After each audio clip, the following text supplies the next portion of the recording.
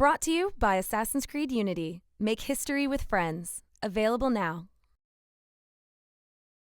Hey guys, it is Friday again, which means I get to fill you in on 5 of the biggest things that happened in gaming this week so you can get all clued in. Let's get going.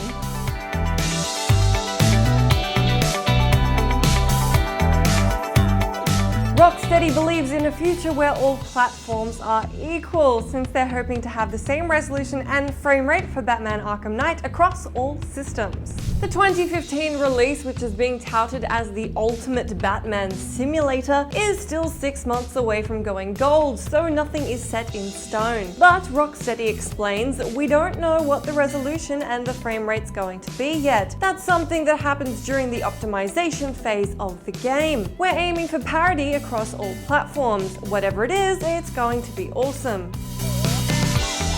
The Legend of Zelda Majora's Mask remake for 3DS won't be your average remake, according to Nintendo. Series producer Eiji Aonuma has said that the project has been in development ever since they finished developing Ocarina of Time 3D in 2011, and is more ambitious than we might expect. He said they didn't want to announce the title until they could assure gamers that the remake will be worth their time. Details on specific changes and additional features will be revealed at a later date, but Aonuma assured us that the gameplay experience would be smoother than the original without sacrificing the look and feel of the creepy game world. Ubisoft seem to be taking the plethora of issues with Assassin's Creed Unity to heart by saying they're changing company policies as a result. Said policies include offering customers open betas or early access so they know what they're getting into, like what they've done with The Crew, and changing the way the company works with reviewers. AC Unity caused a stir this week since the embargo for its reviews would only be lifted 12 hours after the game was released to the public. Ubisoft have implied that online-focused games are difficult to review prior to release, since the worlds are yet to be populated. Meanwhile, the company are also still apologizing for Assassin's Creed Unity's myriad of technical problems and are pledging to deploy fixes.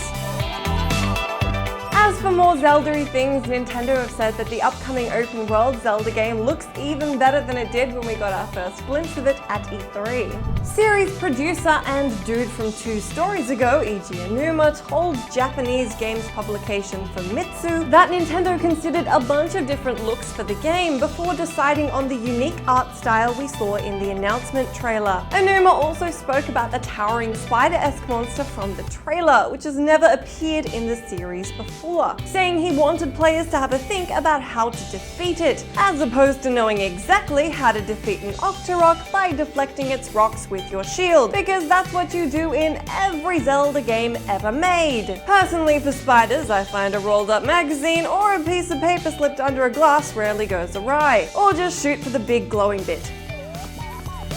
Microsoft have said the Xbox One is surging ahead by outselling the PS4 for the last 2 weeks in the US. Microsoft have suggested that thanks to blockbuster game releases, new bundles, and their $50 price cut, the Xbox One has seen a massive upswing in sales. Microsoft exec Yusuf Mehdi confirmed the news, adding that they are almost at the point of selling more than 10 million consoles to retailers. By comparison, Sony has sold more than 14.5 million PS4s in its lifetime, according to most recent figures.